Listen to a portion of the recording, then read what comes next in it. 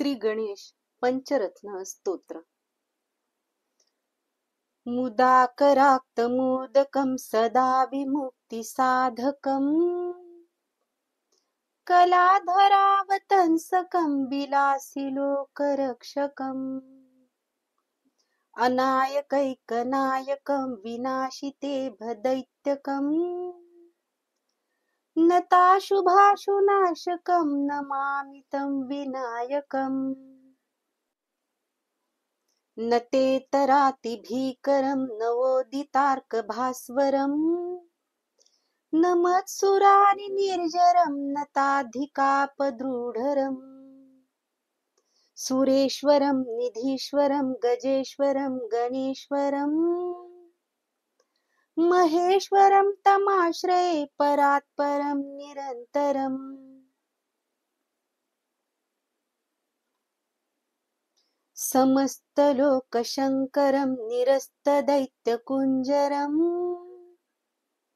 दरितरोदरं वरं वरेभवक्रमक्षरम् कृपाकरं क्षमाकरं मुदाकरं यशस्करं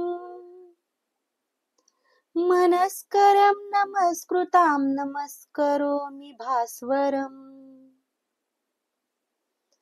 अकिञ्चनार्तिमार्जनं चिरन्तनोक्तिभाजनं पुरारिपूर्वनन्दनं सुरारिगर्वचर्ननम् प्रपञ्चनाशभीषणं धनञ्जयादिभूषणम् कपोलदानवारणं भजे पुराणवारणम्. नितान्तकान्तिदन्तकान्तिमन्तकान्तिकात्मजम् अचिन्त्यरूपमन्तहीनमन्तराय कृन्तनम् हृदयन्तरे निरन्तरं वसन्तमेव योगिनां तमेकदन्तमेव तं विचिन्तयामि सन्ततम्. महागणेश पञ्चरत्नमादरेण यो नहम् प्रजल्पति प्रभातके हृदि स्मरेण गणेश्वरम्.